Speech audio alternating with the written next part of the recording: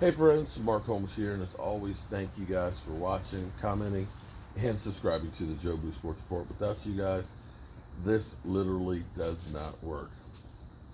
Man, what a difference a day in a location makes. Yesterday it was 87 degrees. I was soaking wet with sweat, and now I can see my breath out here. Thank God for the fire. So, I've gotten back. Great to be home. It'd be nice to sleep in my own bed with my wife and be able to watch the game here, not have to try and find a bar that'll stay open all night for us to watch the game. So I'm looking forward to that. And I'm trying to get caught up on everything because, I'm so busy working that I couldn't do all my usual research, especially since everything took forever to download. And I got behind.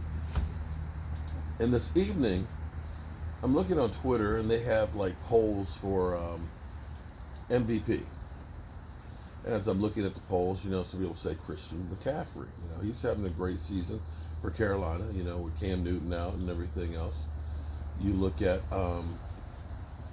Devin Cook. Devin Cook is running the ball crazy. I mean, he's having a fantastic season. And you see Aaron Rodgers. It looks like the pack and the bad man is back. He's got 18 TDs and 2 interceptions. And as I'm going down, they got the top 5 and stuff. You don't see Dak. You don't see Zeke. And this is where the two of them hurt each other. Because collectively, the Cowboys offense, total offense, they're number 1. They're getting 10 yards more per game than anybody else. Every statistic, they're in the top 10. In fact, Amari Cooper is ranked 9th best wide receiver, even though he only played in 3 plays against the Jets, and has already had a bye week. So in some instances, he's played 2 games less than some of the guys that are ahead of him, and he's still in there. This is the modern day triplet. See, a lot of times I'll sit and I will say things, and people will say, it's blasphemy. Do you compare Dak Prescott and Troy Aikman or say that they're like the triplets? I say, no, they're like our modern day triplets. If you go through the history of the Dallas Cowboys, when they've won Super Bowls, they've had some of the same elements. Roger Staubach, Tony Dorsett, Drew Pearson, the Doomsday Defense.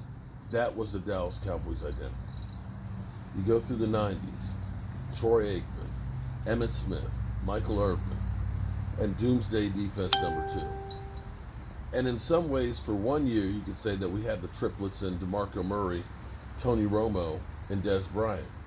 But they didn't have enough time together to really solidify and get that Super Bowl ring. And I said that the Cowboys have the makings of that now with Dak Prescott. Of course, people are like, you're crazy. Dak Prescott, he's a bum. He's not the guy that can do it. Zeke, of course, you got Zeke. And then you got Amari Cooper. So as we look at this, the Cowboys are 4th in passing the football in the NFL. They're 4th in running the football. When you look at McCaffrey, of course, is running the ball because they can't pass the ball quite as effectively. You see where I'm going here? And so if you had Dak without Zeke, a dynamic running back, then he'd probably get more recognition. But also there's perception that is kind of different. You look at Aaron Rodgers and say, oh, Aaron Rodgers, he's a bad man. But here's what's interesting is Aaron Rodgers only has 100 yards more passing than Dak Prescott on the season. And he's had 1 more game. Dak is actually averaging more yards per game passing than Aaron Rodgers. Aaron Rodgers has 18 touchdown passes in 1 more game than Dak, who's got 15 plus 3 rushing. But the perception is Aaron Rodgers. MVP.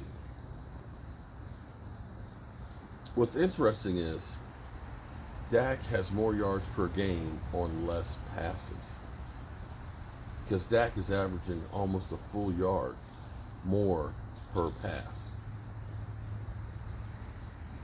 But because you have Zeke Elliott, who is a monster running back, who's out there eating, you take some of that credit from Dak, and vice versa. Maybe what should be looked at is co-MVPs. Because I'm not sure that the Dallas Cowboys would be successful without either one of them. I think that you have to have both of them to win, along with Amari Cooper. Now, I feel good about having those because as it gets closer and closer to the end of the season, as guys start to wear down and break down, you want to be able to spread that load around. You want to be dynamic that if you need to get into a track meet game, that you can throw the ball down the field to wide receivers and score quickly. Or as it gets late and the weather gets bad, that you can go ahead and put the mud flaps on and just grind it out on the ground with the Zeke Elliott. But from an individual awards point of view, it sucks if you're looking for individual accolades. But if you're looking for winning, you got everything that you could want. So,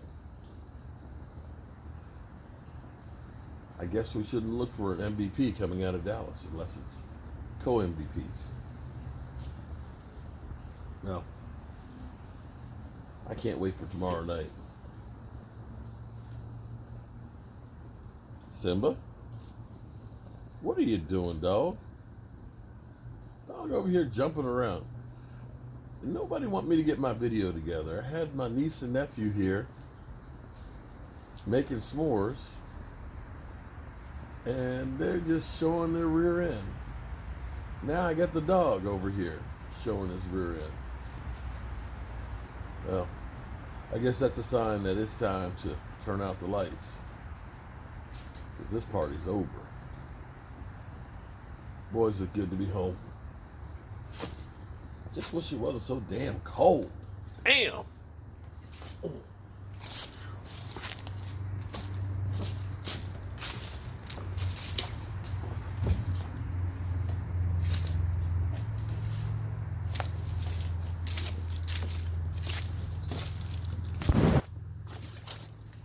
Well, one thing hasn't changed. And that's this old body feeling old.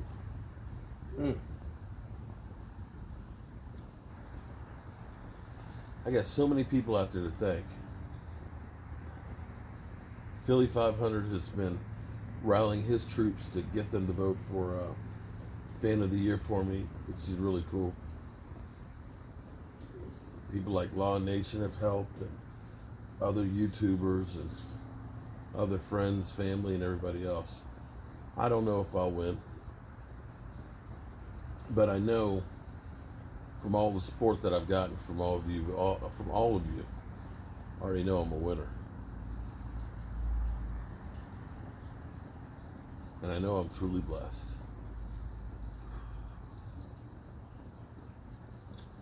All right, guys.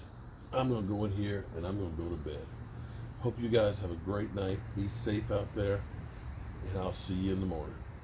Have a great night.